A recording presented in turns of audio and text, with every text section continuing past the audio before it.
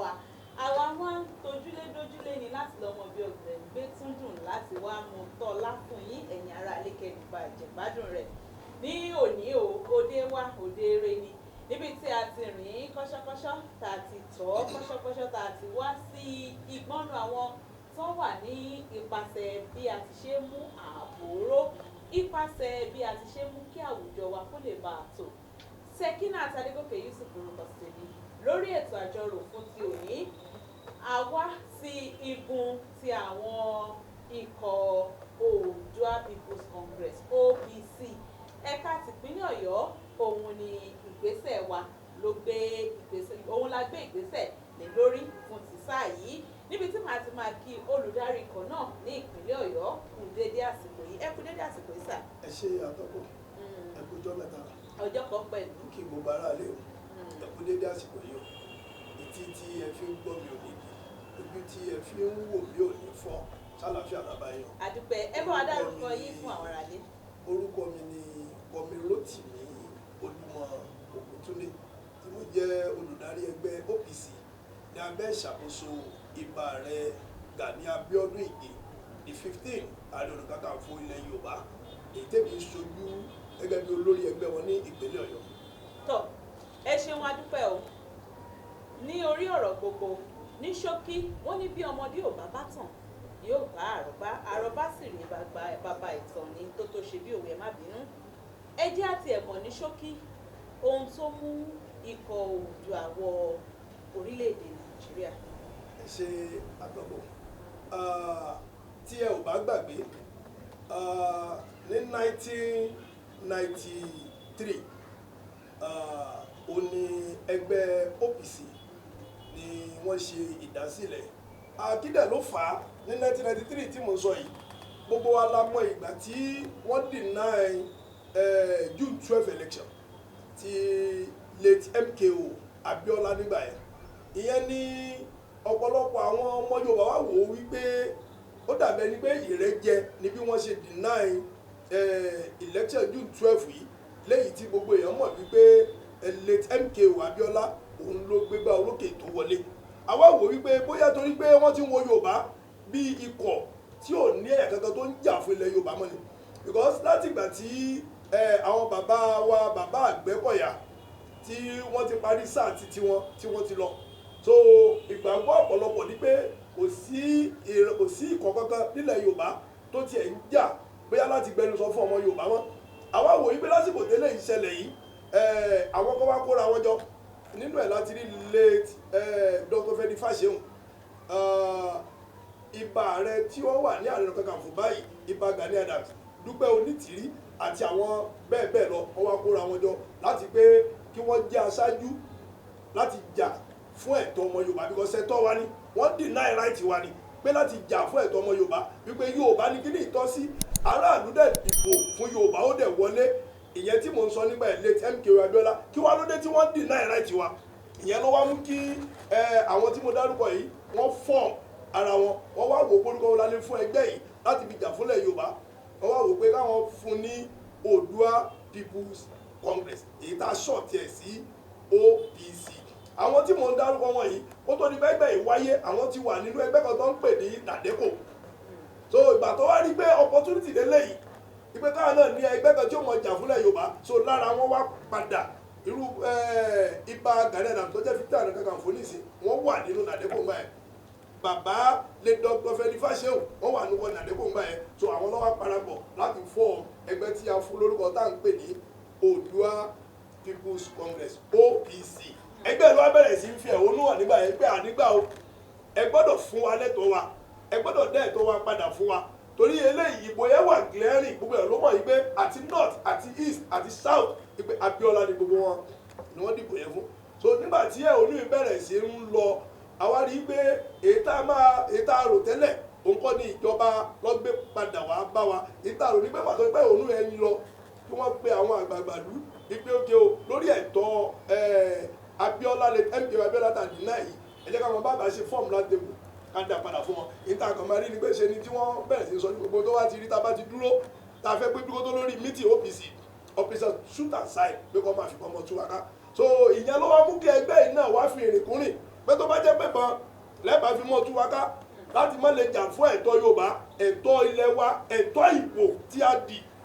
ẹ̀tọ́ èèyàn ìbò téèyàn dì, ẹ̀tọ́ ìbò tá a dì lẹ́yìn tí mo bá dẹ̀ rí igbó ló gbégbá orókè àwọn náà wà kú ìrìnàrà wa sí bí ilẹ̀ Yorùbá la wà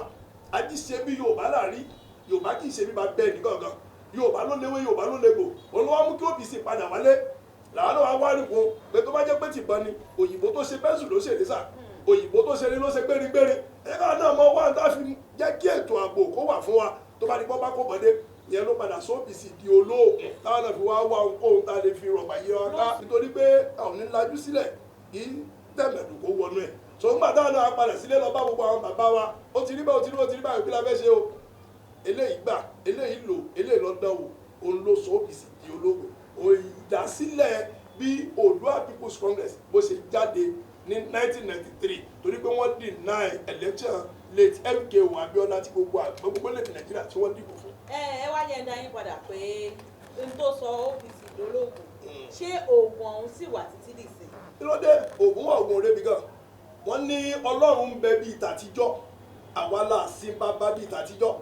nǹkan tí àgbà fi ń jẹ̀kọ́ abẹ́wé ló wà ìjà fi ń pe Yorùbá ní Yorùbá ó ìwà lọ́wọ́ àwọn ọmọ Yorùbá dì sí ó wà lọ́wọ́ bàbá wa àwa náà dẹ̀ gbógun ẹ̀ ògùn yẹn wà dì sí o tó dẹ̀ ń jẹ́ bó ṣe yẹ kó jẹ́ ó ń fọ̀n bọ́lọ̀ ṣe ń fọ̀n nígbà tó ń fọ̀n bí sí. kó tó di pé màá bọ́ sínú kùnkùn ní ọ̀rọ̀ gangan ṣé ẹ mọ̀ pé láàárín àwùjọ kò sí bí a ó ṣe ní àwọn kan wà tí àwọn kò ní jẹ́ ìṣọwọ́ bínú oníkálukú yàtọ̀ ọ̀pọ̀lọpọ̀ ni ó fẹ́ mọ lúgọ sábẹ́ ikọ̀ OPC tí wọ́n sì fẹ́ mọ fi àwọn òògùn yìí mọ fi ṣe ìjàmbá tọ́mọ́ pé lóní àwọn ń pààgùn ọ̀nà owó lẹ fi ń gbà láti máa pin owó àwọn tó bá yẹ pé bóyá wọ́n nírú àwọn wà báyìí wọ́n ní lọ́wọ́. ṣe rí ọmọdé dalẹ̀ mọ́ dàgún ọ̀rọ̀ ògùn léwu ẹnìkan ò lè gbọ́ sí abẹ́ àsíá OPC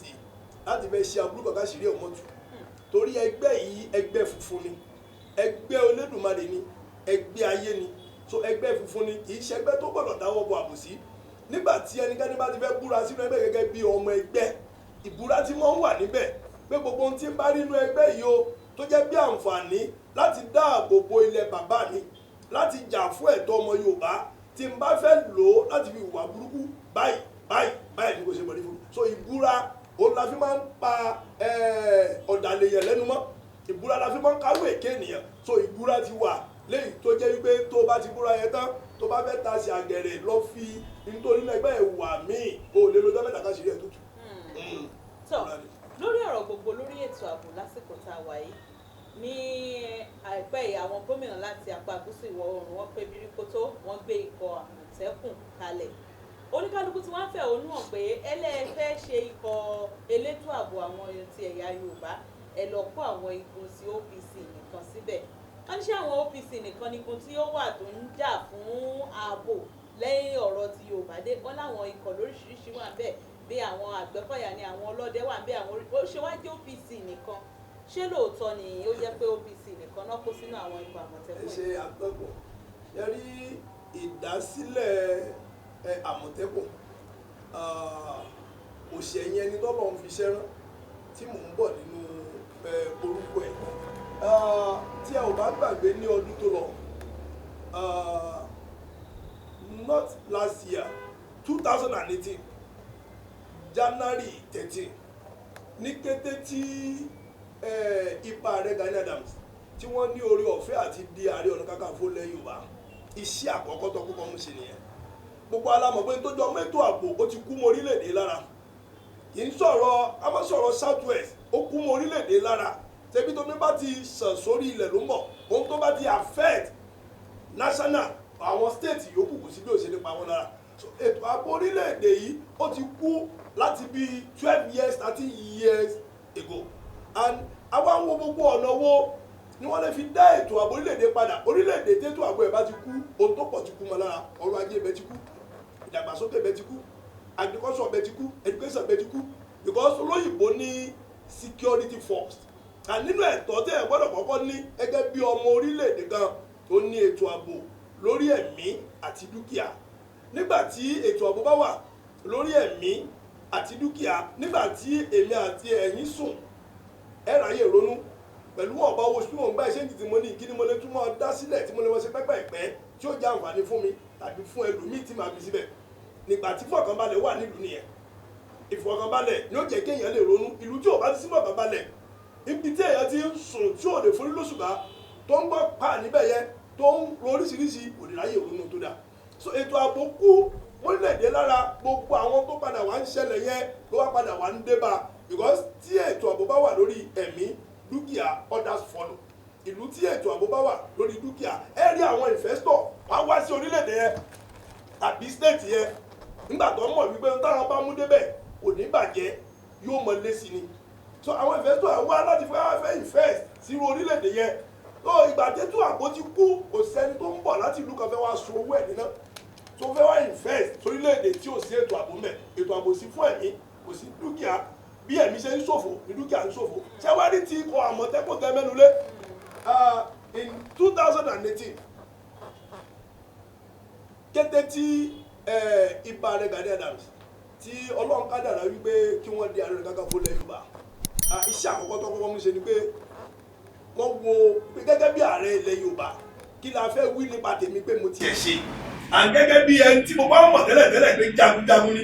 pé kí la fẹ́ wá sọ wípé mo tún ti wá dépò yìí ètò ààbò náà kù sí wọ́n wá kọ lẹ́tà sí gbogbo àwọn gómìnà láti ní South West gbogbo gómìnà pínlẹ̀ kọ̀ọ̀kan ọkọ̀ lẹ́tà sí wọn pé àwọn fẹ́ kọ́ jẹ́ ká sọ́mọ̀ mi tí o bí ètò ààbò ṣe wà ní tìbútò òun tó jọmọ́ South West region nígbà tí wọ́n kọ lẹ́tà yẹn wọ́n rí pé àwọn gómìnà tètè dé sí padà wọ́n tún fọ́ ọ̀dún kọ́bí ẹ̀ sáwọn lọ́balọ́ba nínú ẹ̀ àwọn ọba kankan ń sọ̀rọ̀ padà àwọn ọba yẹn ló wá ń jíjà àwọn gómìnà ẹgbẹ́ lẹ́tà tí ààrẹ kọ sí gbogbo iṣẹ́ ẹ̀rí tí rí ìyẹn ló mú mítì kan tí a ṣe kan wọ́n ṣe kan lẹ́kọ̀ọ́ wọ́n ṣe kan ní Ìbàdàn bí a pè ní Stakeholder Security Forum South West Security Forum àbí tó lẹ́yìn ìgbà tí wọ́n parí méjèèjì yẹn àwa rí wípé gbogbo àwọn gómìnà ta ní South West àwọn náà foríkorí pé lẹ́tà tí ibà ààrẹ kọ sí wa yìí ó yẹ káwa náà ìṣẹ̀lẹ̀ lórí o torí bó ṣe ń ṣẹlẹ̀ lọ́tún ló ṣẹlẹ̀ lọ́sì ẹnì kò lè sọ pé lásìkò yìí state kan wà tó fara rọ and whatever tí abala wà lọ́yọ̀ state ní tó máa ń ṣẹlẹ̀ lóńdó alọ́yọ̀ state gbọ́dọ̀ sọ pé forí lẹ́sùkà ní tó máa ń ṣẹlẹ̀ lẹ́kìtì ó ń sọ fún wa náà nìyẹn pé ẹ̀yin tẹ́ ẹ wà ní Oǹdó ẹgbẹ́ sọ pé forí lẹ́sùkà so gbogbo àwọn gómìnà wa pera wọn jọ àkọ́kọ́ ṣe mítì yẹn níwájú hall kan tó wà ní UCH mbẹ̀ yẹn gbogbo àwọn 7 governors ta ní South West gbogbo wọn ni wọ́n wà níbẹ̀ èyí ò wà lọ́dẹ́kù tiẹ̀ wá ibà rẹ̀ náà wà níbẹ̀ ìgbà tí wọ́n yanjú yẹn wọn ò rí ẹ̀rí sọ̀bì gángan wọ́n padà tó wá sọ́mọ̀ míì tí wọ́n ṣe nínú hall kan ní UI 2nd gate so gbogbo àwọn lọ́balọ́ba gbogbo àwọn gómìnà Igbo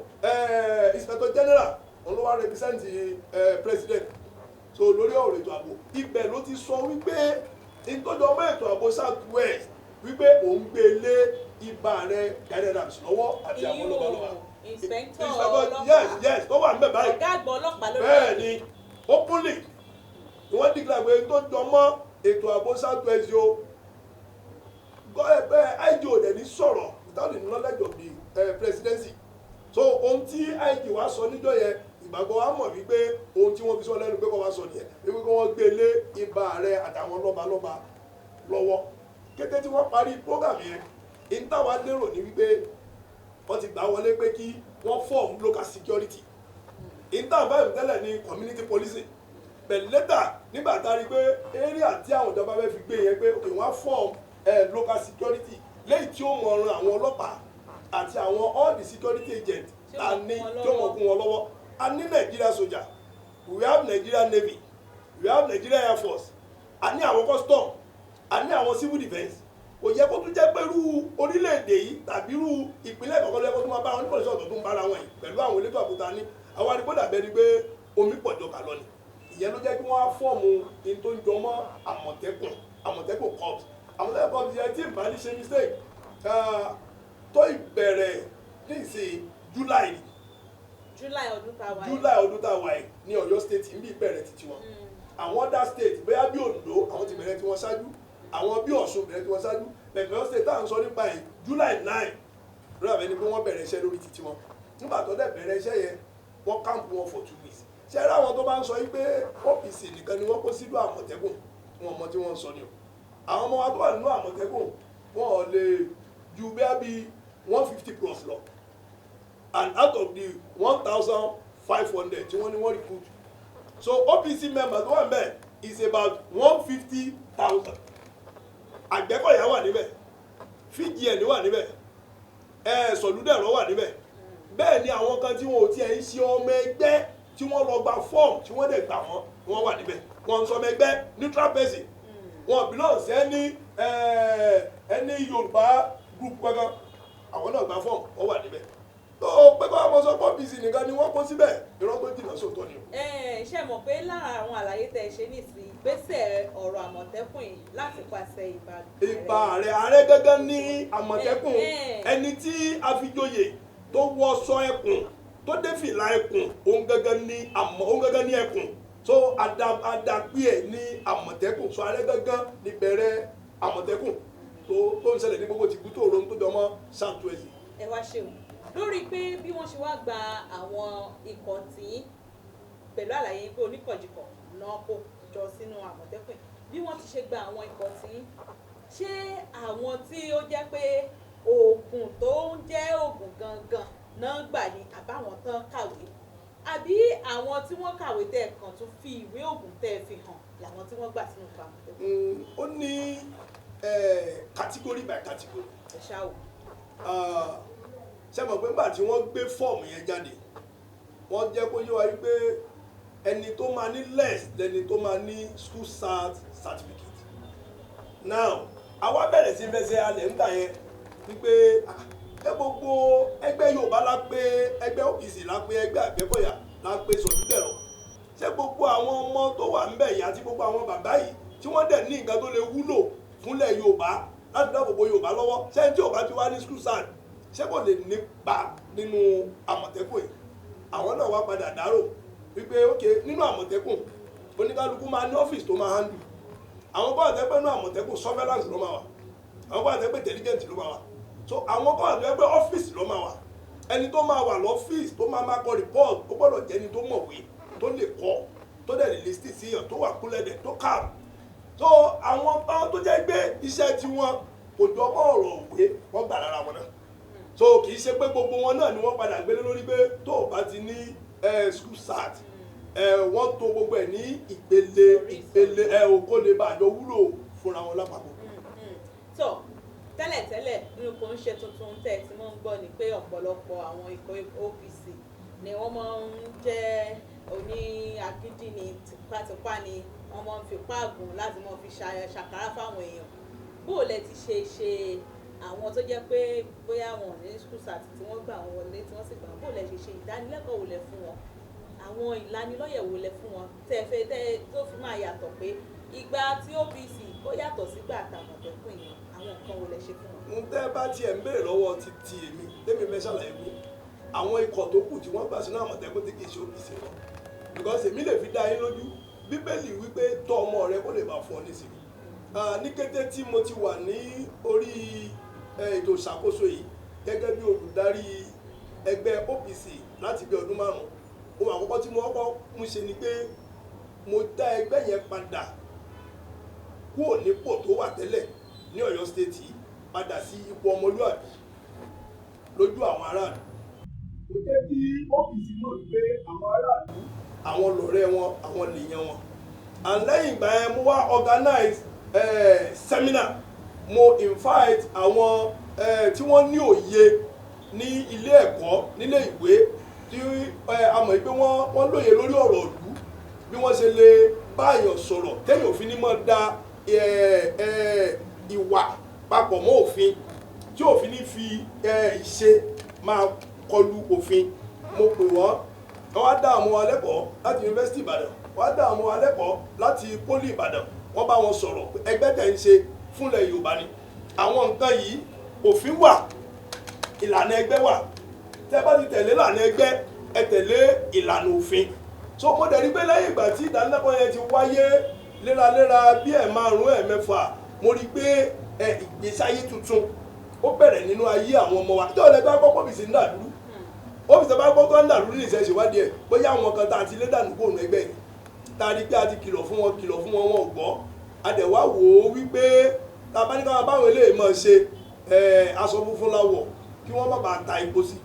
láti lé. So OPC tó jẹ́ ti Ààrẹ Gani Adams gbogbo àwọn ọmọ apáta dúpẹ́ lọ́wọ́ Ọlọ́run a bá wọn sọ̀rọ̀ wọ́n dẹ̀ gbọ́ wọ́n fi ọmọlúàbí sí ohun tí wọ́n ń ṣe. So ìwà ní OPC kan ní ìsìn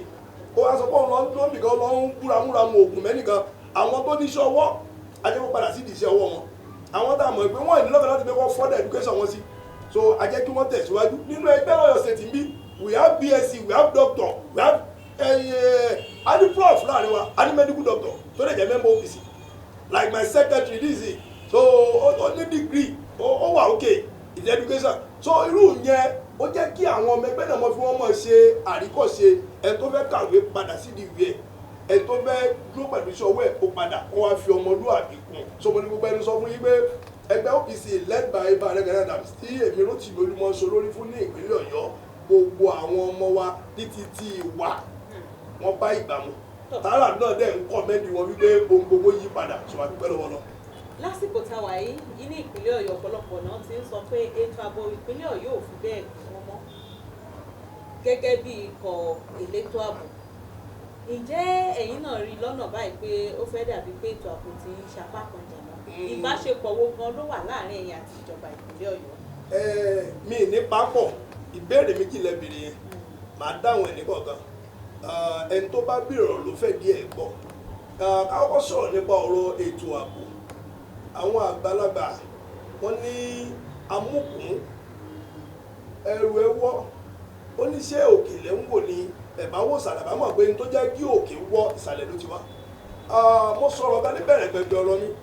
mo ní orílẹ̀-èdè tó bá ti fail lórí ọ̀rọ̀ security ohun gbogbo ló máa padà máa ṣẹlẹ̀ lórílẹ̀-èdè yẹn. Tìpínlẹ̀ Ọ̀yọ́ tẹ̀ ń sọ yìí ṣé bíbí oṣù mẹ́ta sísìn tí ẹ bá gbàgbé tẹ bá gbọ́ gbogbo tí àwọn oníwèé ìròyìn tí wọ́n ń sọ jáde lẹ́nu ní Kìṣí forest bẹ̀yẹ nínú Ọ̀yọ́ state yìí ibà rẹ ló kọ́kọ́ pé àwọn aráàlú Kìṣí ṣàkíyèsí wípé kọ́ mọ́ sùn o àwọn aṣekúpani agba ẹ̀mí ẹni lójijì àwọn ajínigbé wọ́n ti wọ Kìṣí forest o pé kí wọ́n ṣe ní tójútìyẹ́ làbàlò fi rí náà. Ìjọ tí ibà rẹ̀ sọ̀rọ̀ lẹ́nìí the following day Oníkìṣí of Kìṣí àwọn náà sọ̀rọ̀ jáde ọ̀rọ̀ tí ààrẹ sọ lánàá o wípé àwọn ajínigbé àwọn aṣekúpani ti wà nínú forest ní Kìṣí o wípé àwọn ti ṣèwádìí ẹ̀ bẹ́ẹ̀ lórí o àwọn báwo làwọn dá sí àwọn ọlọ́pàá ní ìwọ̀n lọ́bẹ̀ láti lọ ṣiṣẹ́ ọwọ́ wọn àwọn sójà lọ́bẹ̀ láti lọ ṣiṣẹ́ ọwọ́ wọn gẹ́gẹ́ bí ẹgbẹ́ tó ń dáàbò bo ọmọ Yorùbá àwọn àwògbé àwọn ní lajú sílẹ̀ ibà rẹ̀ fúnra wọn ló wá pàṣẹ láti Èkó wípé kí gbogbo ohun tó bá jọ mọ́ ẹgbẹ́ tó ń jà fúnlẹ̀ Yorùbá pé kí wọ́n ṣe ní joint force kọ́ ṣe ní joint hand together wọ́n mọ bó ṣe fẹ́ wọ inú igbó Kìṣí yẹn lọ wọ́n pàṣẹ fẹ́mi fúnra mi wọ́n ní kí n fi Ìbàdàn sílẹ̀ pé kí n move sí Kìṣí because nínú Ọ̀yọ́ state tí mo ń sọ lórí fún oní Kìṣí wà so kò sóhun tó bá ń ṣẹlẹ̀ ní Kìṣí tí ò kàn mí so bẹ́kẹ̀ mi fúnra mi pé kí n gbéra ibi àkọ́kọ́ gbígbéra mi lọ sílùú Kìṣí ó máa fi àwọn ẹgbẹ́ alọ́kànbalẹ̀ wípé olórí wọn ti dé á ṣe wọn láyàlé and then kí n tún fi òye kún òye wọn kí n dẹ̀ fi ìsúre kún iṣẹ́ tó fẹ́ lọ ṣe pé wọ́n á lọ rí wá bọ̀ rí so èmi fúnra mi gbà tí mo lọ ṣe mo prepare wípé àjọ ń wọnú gbó Kìṣí lọ èmi náà prepare àdáni pẹ̀lú àwọn ikọ̀ tó tẹ̀lé mi bẹ̀tì nígbà tá a máa wọ Ṣóńró ní Ìgbẹ́tì a rí pé gbogbo àwọn ẹgbẹ́ náà ti wá pàdé wa níbẹ̀ kí mo ẹ fàyọ níbẹ̀ ni wípé láàrin ìjọ Friday tí mo débẹ̀ Saturday nígbà tó máa di Sunday a ṣe gbogbo àwọn ètò tí ààrẹ ní ká lọ ṣe ṣe mọ̀ pé tẹ́yìn ó bá ṣígun in the olden days ó ní àwọn ètò tí yóò ṣe jagunjagun tó bá ṣígun láì kí fi ètò sí irú wọn ló mọ ń ramógun lára ló ètò tí ààrẹ ti pa láṣẹ wípé kí a lọ ṣe ní gbogbo ọjọ́ alẹ́ Friday tí mo débẹ̀ stroke Saturday a ṣe gbogbo ètò yẹn lẹ́yìn ìgbà tá a ṣe gbogbo ètò yẹn tán tó dijọ́ Sunday àwọn ọmọ ẹ̀fọ́ sọ fún pé ọ̀gá ogun tó wà lẹ́yìn yóò tí ì tó ìtìrú yóò tẹ̀lé wa ṣé ẹ̀gbà báwa gangan tẹ ní Kìṣí ń bí atọ́nà dáre ni wọ́n ní kẹ́mi dúró ní fọ́lọ́ pé kí n jẹ́ káwọn lọ tí pa ò bá wá gbà àwọn máa sọ pé kí a mọ̀ reinforce pé mẹ́ta wọ́n dájọ́ lọ bẹ̀tì ńgbà tó lọ́wọ́ jẹ́wọ́ rẹ̀ ìgbà tó máa tó bí aago 2:30 sí 3 lánàá ti dún ní òru àbí ní ojúmọmọ ni kì í ṣe òru. Ọlọ́run jẹ́wọ́ rẹ̀ ni gbogbo àwọn tí wọ́n wà nínú igbó yẹn àríkọ́fà AK-47 márùn àwọn tó sálọ pẹ̀lú àwọn tá a lè kó bá rẹ̀ ṣe bọ́ ìṣiṣẹ́ ìtọ́tọ́ ti pè mí mo ní kọ́ mọ̀ bọ̀ bọ́ ṣe dé àníkọ́ kó wọn lọ sí area command nígbẹ̀tì àti area command ni wọ́n ti kó wọn wá sí commissioner office lọ́yọ̀ state níbí pẹ̀lú gbogbo AK-47 àti gbogbo tó ní kọ́ba lọ́wọ́ so eléyìí túmọ̀ sí wípé Yorùbá tí kì í bá sọ máa lè kò ní lajú ẹ̀ sílẹ̀ kí wọ́n mọ̀ pa àwọn rẹ̀ nípakúpa so tí ò bá sí ti ibà rẹ̀ tí ó tètè táwọn lólobó àyẹni tó kó AK-47 òbítíbitì wọnú gbó lọ tó fẹ́ lọ fi pọ̀ ọ̀yà ní àbí òkété wọ́n fẹ́ lọ fi dẹ́mi àwọn èèyàn légbodò ni èyí àárín ìlú òrọ́gbọ́ ẹni káwọn èèyàn mọ́ lọ ṣiṣẹ́ àgbẹ̀ òkodó òtún ṣe ń wọ̀ ọ̀pọ̀lọpọ̀ àwọn bàbá wa tí wọ́n ń dáko wọ́n ti báyẹ̀ wọn jẹ́ wọ́n á báyẹ̀ wọn sùn wọ́n á ṣàwọn ọmọ wọn léṣe ìmí wọ́n á jí gbé lọ ẹ̀yin lẹ́ni káwọn èèyàn padà máa lọ sí agriculture kìíní kọ́ lọ́ máa ìfẹ́ síbẹ̀ àwọn tó tún lọ bẹ̀ pẹ̀lú àwọn bàbá wa tó ń ṣe ìdán inú igbó ó ti dèwọ̀ fún wọn láti wọ̀ so èyí tá a ṣe ní Kìṣí yẹn ó jẹ́ kí inú àwọn agbègbè Kìṣí kínú wọn dùn gbígbà àwọn ní àwọn ẹgbẹ́ kan nílẹ̀ Yorùbá náà tó ní OPC ló ṣe o ìbátá débẹ̀ àwọn fíjì ẹ̀ níjọ́ ìwà àwọn Àgbẹ̀kọ̀yà àtàwọn mẹ́mbà wa àwọn ni wọ́n lọ ṣe. nípínlẹ̀ Ọ̀yọ́ lápapọ̀ wá ń kọ́ nílùú Ìbàdàn èyí àtàwọn alámúlégbé rẹ̀ yàtọ̀ sí Kìṣí ọ̀hún. ní ìpínlẹ̀ Ọ̀yọ́ ẹ bá tẹ̀ ń sọ̀rọ̀ ìpínlẹ̀ Ọ̀yọ́ atọ́kùn ètò ìṣẹ̀lẹ̀ recently ṣe ẹ̀gbọ́n ni ebe ẹgbọ́n ti ọba Olúfà tí wọ́n ṣekú padà nù ẹgbọ́n tó kọ àbáfàlàyé tí wọ́n ti tẹ́kọ̀ọ́ fa gbogbo bẹ̀ nílùú tó lọ́ba tó níjòyè nípínlẹ̀ Ọ̀yọ́ ń bí yìí náà ètò ààbò ó ìdúró gàtẹ́gàtẹ́ o èyí tá à ń gbàdúrà ní ikọ̀ Àmọ̀tẹ́kùn tó ẹ̀sẹ̀ fi lélẹ̀ kí wọ́n mọ̀ tí òṣèlú bọ̀ wọ́n jẹ́ kọ́ra ìṣiṣẹ́ yẹn bó ṣe yẹ kí wọ́n ṣe láti fi sin ilẹ̀ bàbá wọn kí wọ́n lè fojú àwọn aṣebi tí wọ́n sá sí àárín àwọn èèyàn kí wọ́n lè fojú wọn torí tí ò bá síkú lé tòde ò lè pa ni o. ẹ̀yin aráalé ọ̀rọ̀ lẹ ti ń gbọ́ lẹ́nu olùdarí ikọ̀ ẹgbẹ́ OPC ní ìpínlẹ̀ Ọ̀yọ́ Comrade Rotimi Olúmọ ẹ jẹ́ á dánu dúró ká dókè lọ́nà tá a bá ti padà dé ká tún máa tẹ̀sọ̀wọ́ wájú ẹ̀kú kalẹ̀.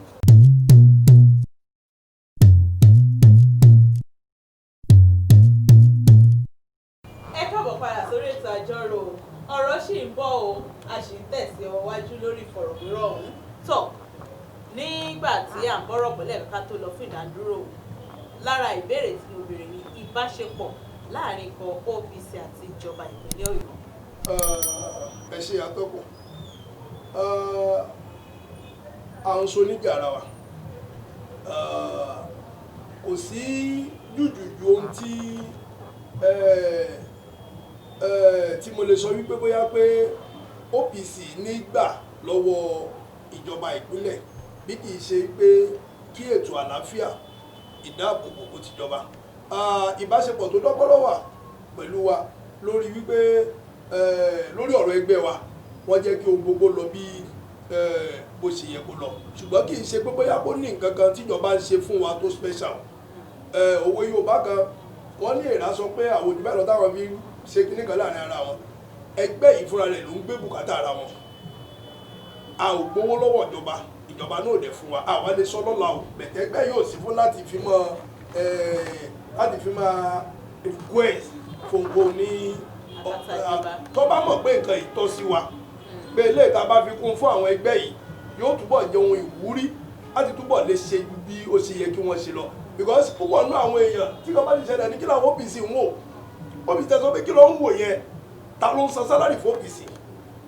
ìtí OPC fi ń ṣe ọkùnrin ta ló mọ ibi tí wọ́n ti ń rí ta ló mọ tí wọ́n ń ná lórí kí wọ́n tó rí gbà bẹ́ẹ̀ tí gẹ́gẹ́ bíi pé májẹ̀mú tí a ti dá níbẹ̀rẹ̀ gbẹ̀gbẹ̀ ni pé gbogbo agbára tọ́lọ̀ máa fún wa á lò lórí orílẹ̀-èdè bàbá wa pàápàá ní ìpínlẹ̀ Ọ̀yọ́ àti ní àwọn ìpínlẹ̀ tó jọmọ́ South West kò sí ẹnìkan tó ń ran ẹgbẹ́ yìí lọ́wọ́ gbogbo nǹkan tí ẹgbẹ́ yìí ní láti fi raise ara wọn láti fi move àwa fúnra ara wa náà là ń dà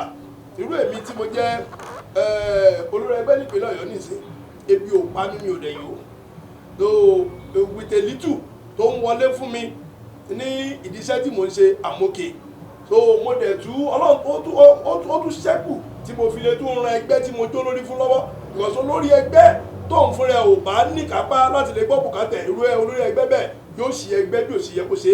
yóò ta ẹgbẹ́ bí ò ṣe yẹ kó ta yóò dẹ̀ lu ẹgbẹ́ nílò ọ̀gbìn. báwo ni ẹ ṣe ń gba àwọn èèyàn wọlé sínú ẹgbẹ́ OPC ṣé wọ́n fowó gba fọ́ọ̀mù ni àbí lọ́fẹ̀ẹ́ ló bá dé. wọn ò fowó gba fọ́ọ̀mù ẹgbẹ́ tó fẹ́ wá fi sin oríire ìlú babẹ onídìbò tó lẹ̀ fowó gba fọ́ọ̀mù èyí tá a máa ṣe ni pé a gbọ́dọ̀ mọ ṣé ọmọ bíbí ilẹ̀ Yorùbá ni ẹ́ mi ò sọ̀rọ̀ ọmọ Ọ̀yọ́ state o ṣé ọmọ bíbí ilẹ̀ Yorùbá ni ẹ́ yálà Oǹdó ni Èkìtì ni Ọ̀ṣun ni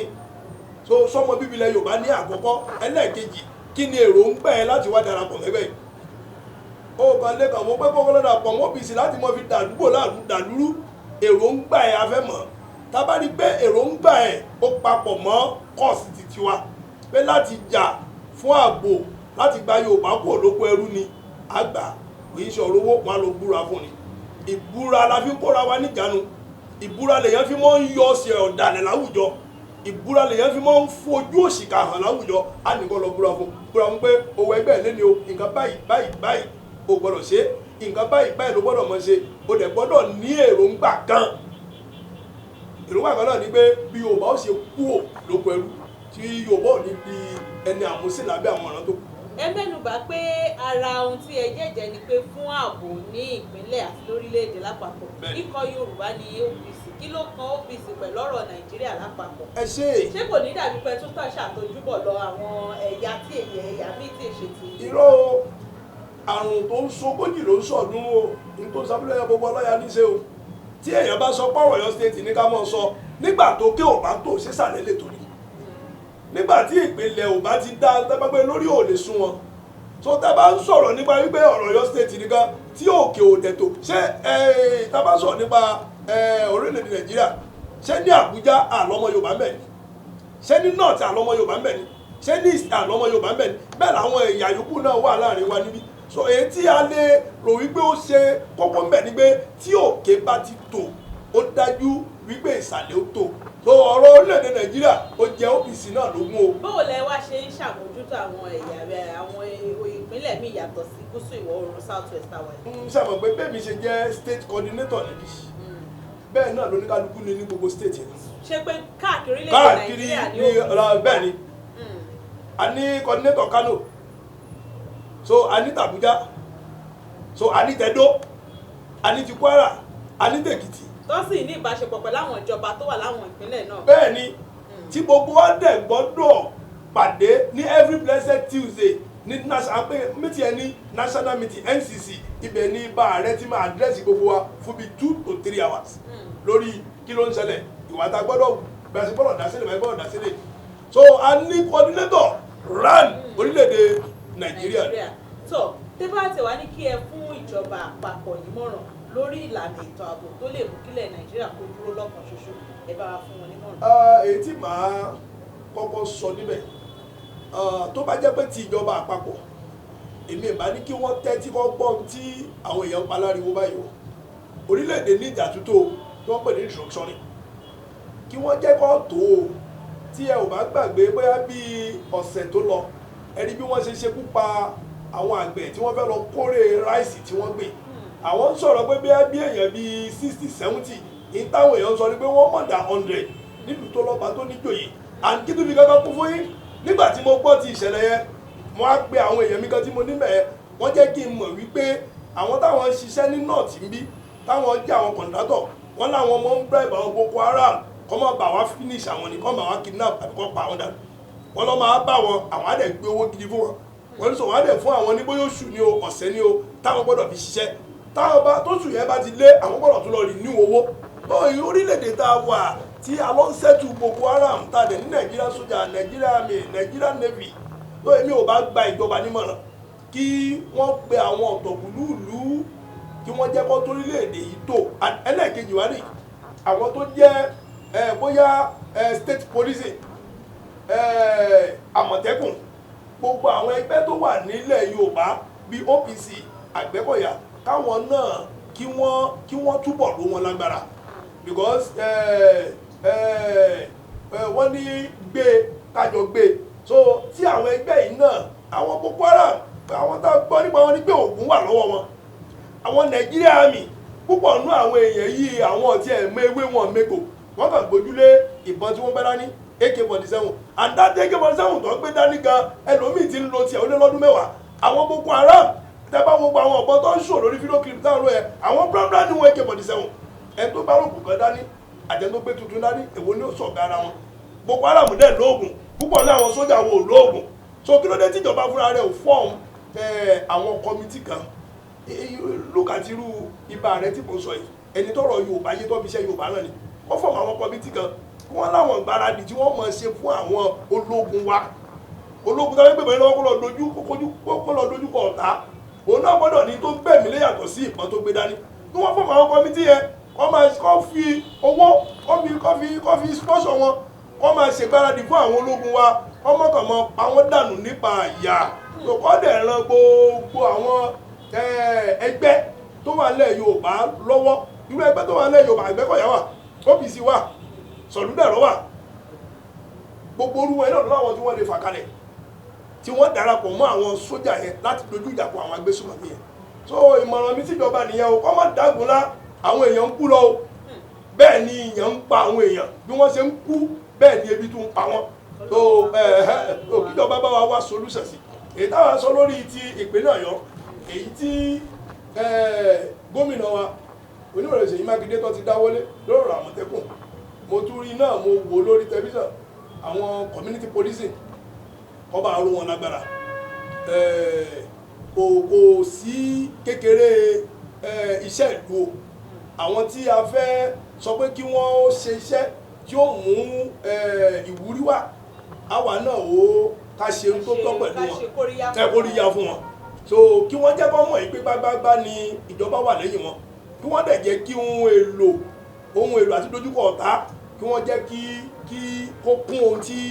wọ́n mọ̀ gbé lọ́wọ́ kí wọ́n lè bá ṣe iṣẹ́ yẹn ní àṣeyege àìkí wọn fún ti Àmọ̀tẹ́kùn yìí àti community policing ìyẹn bí báwọn náà ti ń gbìyànjú bí ètò ààbò bí ó ṣe dúró Ọlọ́run kọ́ wọn mọ̀ ṣe yóò dẹ̀ dúró pàápàá àwọn tí wọ́n gbé sí ètò Àmọ̀tẹ́kùn lè lọ́wọ́ báyìí àwọn olórí pípé ọlọ́pọlọ pípé ènìyàn ni yóò ṣe ìṣẹ̀lágbára Ọlọ́run. ẹ̀yin ará ilé ta bá ní ká lọ lóní wákàtí mẹ́ta